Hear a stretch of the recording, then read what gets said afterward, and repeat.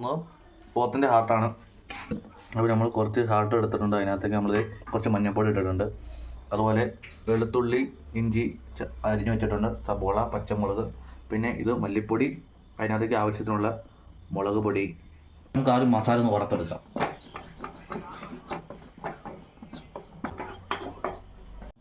വെളിച്ചെണ്ണ ഒഴിക്കാം. അതിനകത്ത് നമ്മൾ പച്ചമുളകും സവാള ഇടണം. നമുക്ക് കുറച്ച് ഉപ്പ് ചേർത്തിട്ട് കൊടുക്കാം ഇപ്പം തന്നെ. അപ്പം വഴന്നു വരാൻ കുറച്ച് എളുപ്പം വരും. ഉള്ളി ഇഞ്ചി ചതച്ചിട്ടുണ്ട്.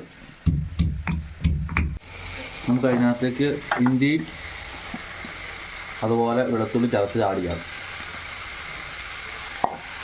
കൊടുക്കാം.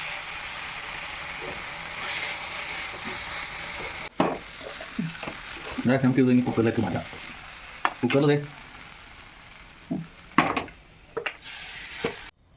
കുറച്ച് വെള്ളം ചേർത്ത് കൊടുക്കാം.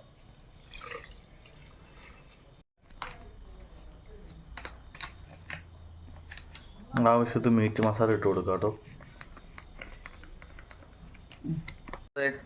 അതിൻ്റെ കൂടെ കഴിക്കാൻ നമ്മൾ ചക്കയാണ് ഉണ്ടാക്കുന്നത്. ചക്കപ്പുഴുക്കും ബീഫിൻ്റെ ഹാർട്ട് ഉരത്തിയത്. ഓക്കെ, അതിന് ചക്ക എടുത്തു. അതിനകത്ത് നമുക്ക് ആവശ്യമുള്ള മഞ്ഞൾപ്പൊടി ഇട്ട് കൊടുക്കാം. ഇട്ട് കൊടുക്കാം. അരയ്ക്കാനായിട്ട് തേങ്ങ, മഞ്ഞൾപ്പൊടി, പച്ചമുളക്, ഉള്ളി, ജീരകം, സവോള എടുത്തിട്ടുണ്ട്. നമ്മളെല്ലാം ചേർത്ത് നമ്മൾ ഇളക്കാൻ പോണേ കൂട്ടി. താളിക്കാനുള്ള ഉള്ളി നമ്മൾ വഴറ്റിക്കൊണ്ടിരിക്കുകയാണേ.